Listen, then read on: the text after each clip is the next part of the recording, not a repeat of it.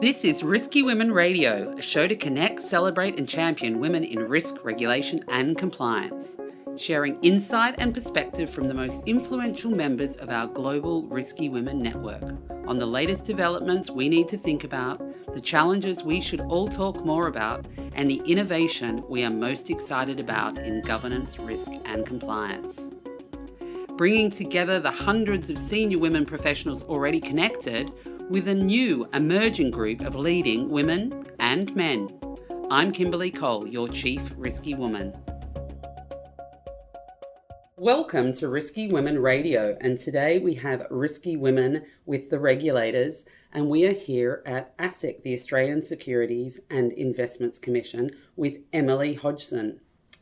Emily is Asic's Chief Financial Officer and has been so for the past 5 years, where she has led the organisation's work on preparing Asic to implement an industry funding model.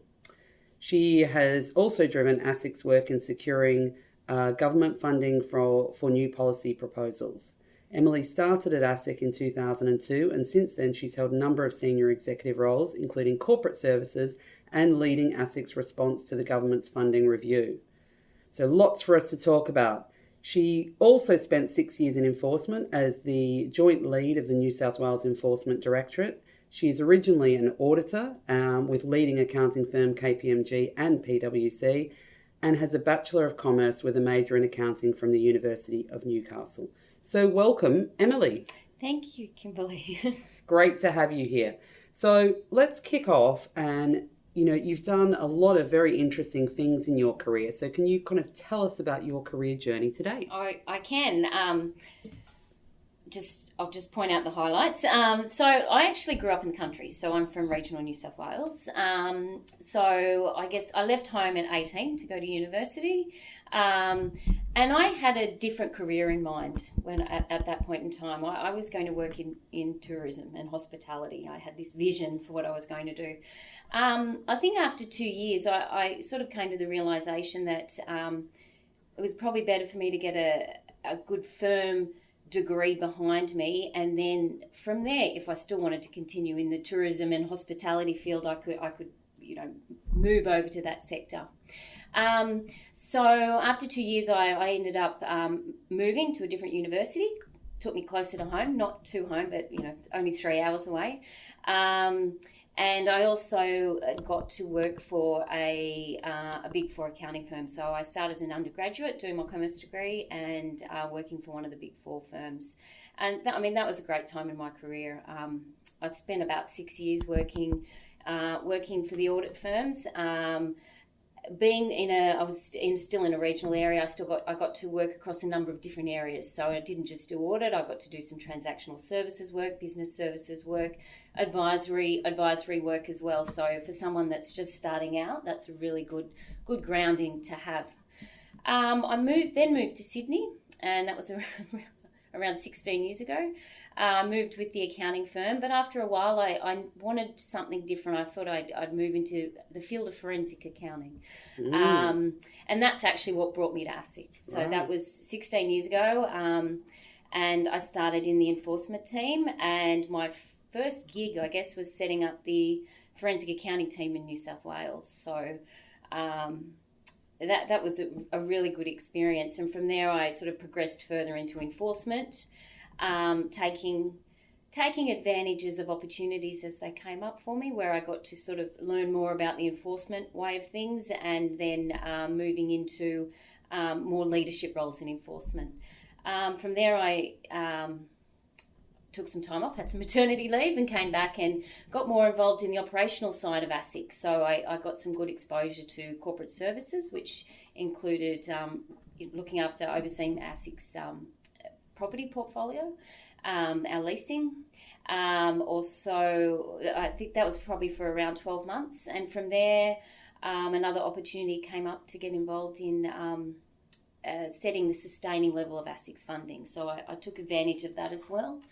And that then led me to the CFO role. So I think I've taken advantage of lots of opportunities that have arisen while I've been at Asic. I was only going to stay for 2 years and get my experience in forensic accounting and then go back out to the Big Four possibly.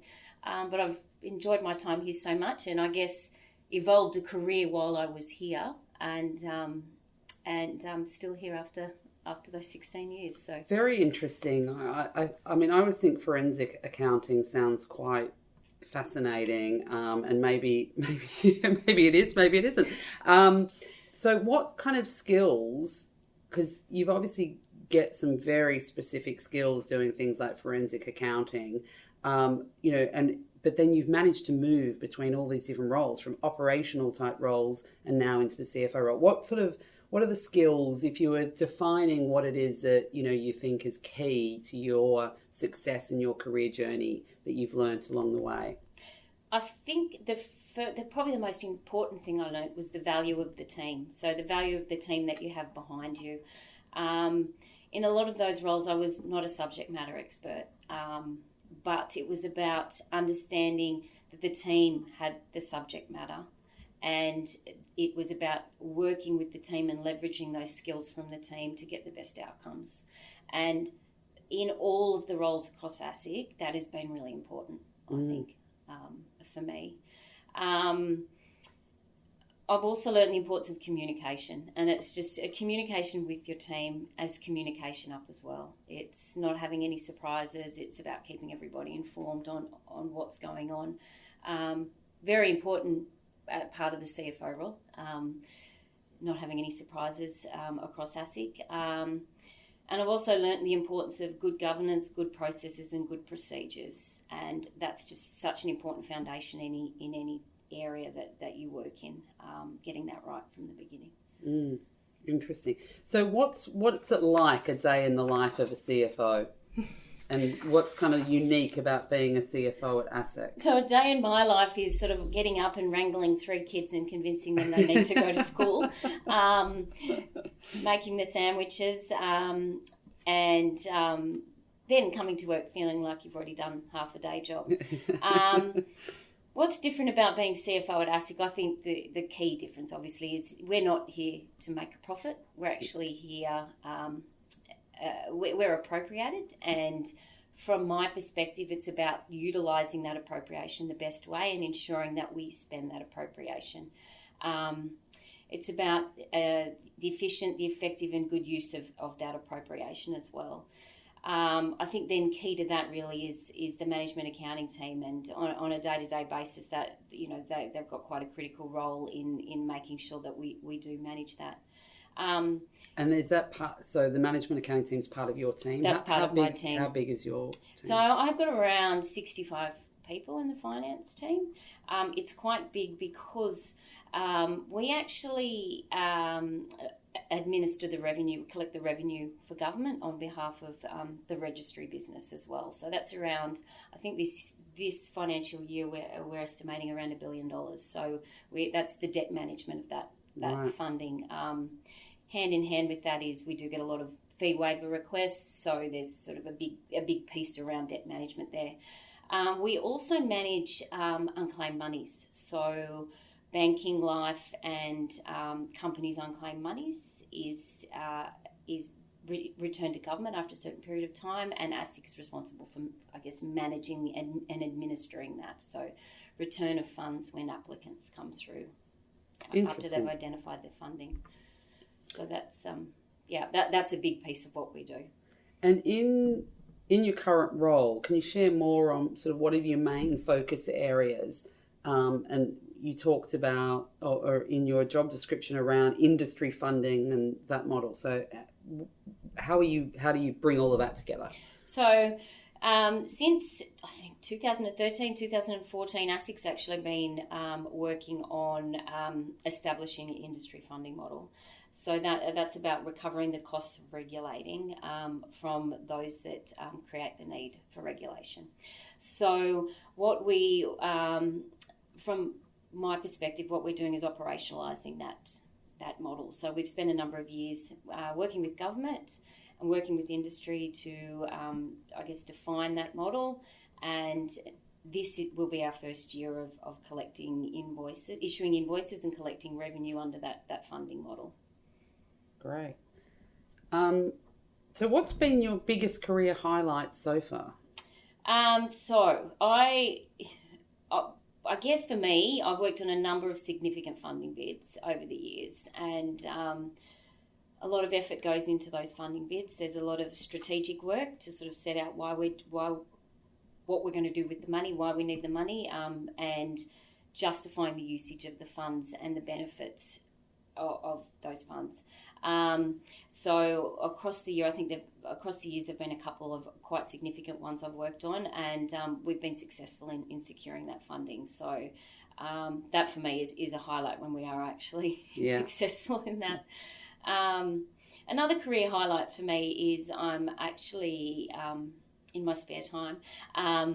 I'm part of the Women's Community Shelters group, so I'm actually sit on the board for Women's Community Shelters, and that's a career highlight for me as well, securing a position on that board. I work with a great group of people, and the work that the shelter group does is just amazing. So for me, that's a career highlight as well. Yeah, fantastic. Being able to use the skills that I've acquired over the years and actually helping is just do just some really for good stuff. Some for good stuff, Yeah, absolutely. Very definitely. And any other kind of focus areas that you're looking at the moment from the CFO position? Something significant the government that we're working on at the moment is the modernisation of Asics Registry business. So that's another key piece of work that's occurring across Asic, and as CFO, there's a number of us on the team that have a role to play in that as well. So I think that's what I enjoy about the work. It's the partnering with across Asic to actually achieve some of these outcomes. And work on some of these projects. So I think your career is quite interesting in terms of different, obviously you've got underpinning, similar things, but you've done a whole range of different roles in different areas. And come from industry and then moved into the regulator. So, I mean, what are the risks that you feel that you've personally taken along the way? So, career risks. Career risks. Yeah. I think a lot of the time when I've stepped into a new challenge, it's put me out of my comfort zone, and that's not always something that I have been comfortable doing.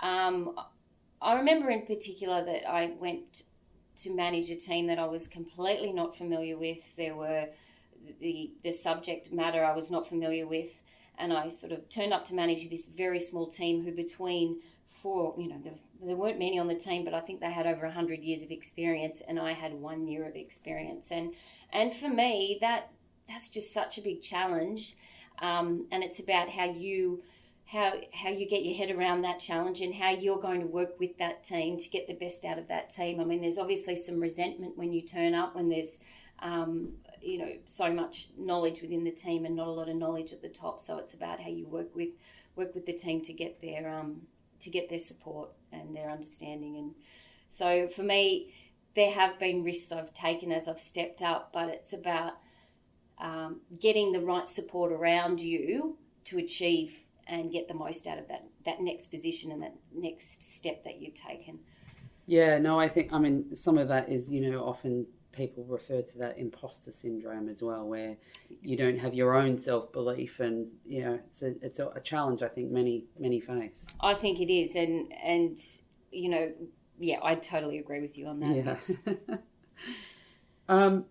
So what's the key things in the CFO role that you think really create business impact? And then if you're thinking about that broadly in terms of what does success look like? So I do see my role and the role of the team as partnering with the business. And so success for me is the business achieving its outcomes. So if I need to ensure that we get additional funding, or that we're appropriately using the funding, or I've set up the right processes and procedures to enable the business to work smoothly, then I've achieved success. That's great. So enabling the business. Yeah. And along the way, you have to create your processes, your procedures, your governance and your compliance environments. But I think there is a fine line between, getting that right, and then I guess creating too much red tape for the business. So it's about that balance to ensure that the business can succeed. And so, throughout your all of the different functions, managing risk must have played a role. Everything from your sort of audit functions to enforcement to even now. How have you done that? How have you looked at managing risk? What sort of, I guess, procedures and best practice do you put in place around that? So I think it's important that you do get the basics right, and that the governance structure, the processes and the procedures that you set up, you get it right from the beginning, and you get the culture right as well. If the culture's not there, then you're just not going to get the best out of the structures that you've set up, and you won't get adherence to it either. I also think that in all these roles, no matter what, there's always going to be a piece of legislation or something underpinning what we're doing. So you'll set up processes and procedures around that, but it's not just about setting and forgetting. You're going to have to, you set, but you need to review and you need to renew and you need to rebuild those compliance functions as well, and the compliance frameworks that you've set up. So I think if I look at, say, finance in Asic, we've got a large responsibility for ensuring compliance with the Public Governance Performance and Accountability Act, the PGPA Act. And that's about setting the principles for good governance in an organisation and for the good use of public resources. And what we do in finance is we set processes and procedures to ensure that there is accountability over the use of government resources. There's always a fine line, as I've mentioned earlier, about the red tape.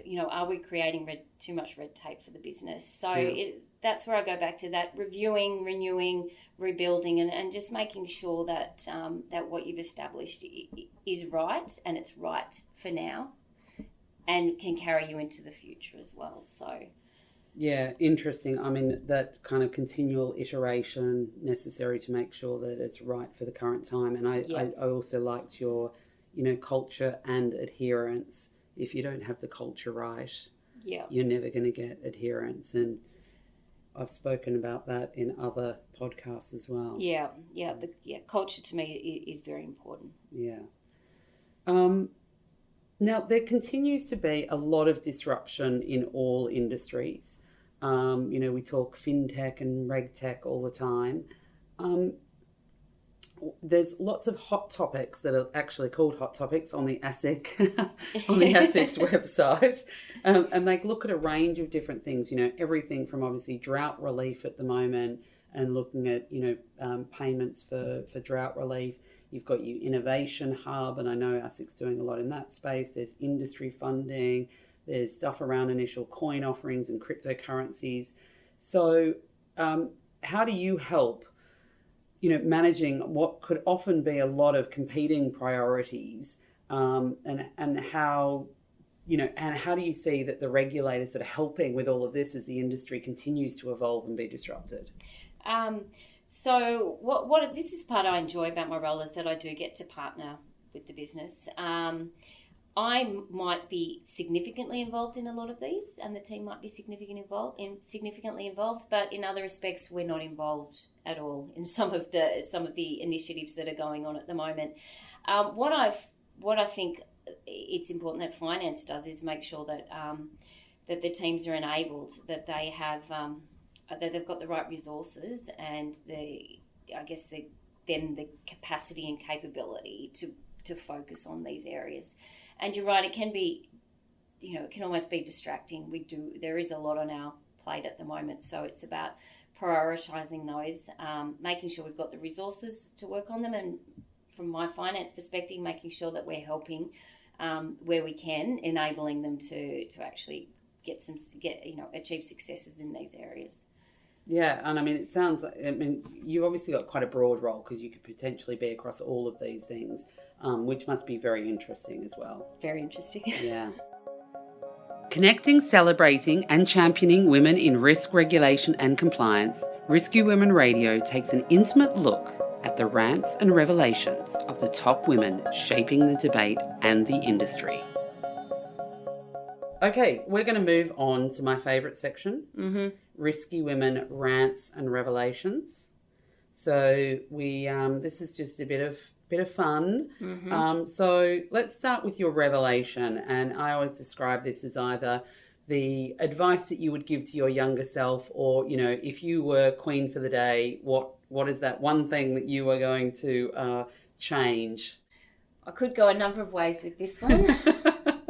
Probably about some of the clothing I used to wear. But anyway, I would say for myself is don't be so self-conscious. Don't be so concerned about what other people think. Don't be so self-doubting. Be confident and take hold of your career at an early stage. Trust your intuition. If you're doubtful about something, it's probably right. So, during my career, I probably took a bit long to make some decisions to move to some roles, and maybe I knew that at the time, but I should have really trusted my intuition at the time. So I probably learnt this a bit later in life, and I'm trying to adhere to it now. But that's definitely something I'll be telling my 3 children, my 2 daughters, just to be more confident. Great. Excellent. So now on the other side, what's your rant? So what is that one thing that you wish that you could change now, and why? Oh, making work-life balance more manageable. I mean, we all hear about work-life balance, and it would be great if we could achieve that work-life balance, but it's hard. It's very hard. And I have 3 young children, husband, I've got some other interests outside of work as well, and then I have a significant role here, and it's about getting the balance between all of those right, and it's not easy. And sometimes you're standing at a book parade at school letting somebody at work down because you're not at a meeting, and other times you're at a meeting and you're not at the Easter hat parade and you're letting your children down. So it's about getting that work-life balance more manageable, if we all could. And I think also you need to not be so hard on yourself. Oh yes, I know, but Risky Women is a vibrant network at the centre of a global community in a rapidly growing, evolving and influential industry. Given the continued pace of change, our rapid fire round revisits the most pressing topics to share ideas and offer listeners new perspectives. All right, our Risky Women rapid fire rounds. One word to sum up the world from a governance, risk and compliance space. Engage. So I say engage with risk, engage with governance, engage with compliance, and work in partnership. So don't see it as an add-on. Yes. It's a critical part of the business. Excellent. Your top risk for 2018? I've touched on it already, but I think it might have been the buzzword for 17, but I think it's still culture. I think a poor compliance culture just leads to bad outcomes. So, yeah. The cure for the cost of compliance? Cure for the cost of compliance, I think embrace compliance. So don't be lax about compliance. Focus on compliance, because we have seen the damage that a poor approach to compliance can cause, be it reputational risk, reputational damage down the track. Get it right now. And the biggest technology impact on compliance and risk? I think that's around, what I'm going to say there is old systems partnering with new systems partnering with old processes. So technological change needs process change as well, but you're never going to have a complete set of new systems, I don't think. So it's getting it right between those three: old system, old processes, new processes. That's 4. Sounds like transformation overall. Outlook for the year ahead. Are you optimistic, pessimistic, or uncertain? I'm optimistic. Excellent. I'm optimistic. Learn from mistakes and challenges and see things, I think, as opportunities for change. Fantastic. Well, Emily, it has been fabulous having you on Risky Women Radio and as a Risky Women regulator. So thank you for joining us. Thank you very much for having me. Thank you for listening to this exciting episode of Risky Women Radio to connect, champion, and celebrate women in risk regulation and compliance. I'm Kimberly Cole, based in Hong Kong. For more information on the Risky Women Global Network, head to our website in the episode notes, and please be part of the ongoing conversation by subscribing to this podcast, connecting with us at Risky Women on Twitter, or even reaching out to me directly by email.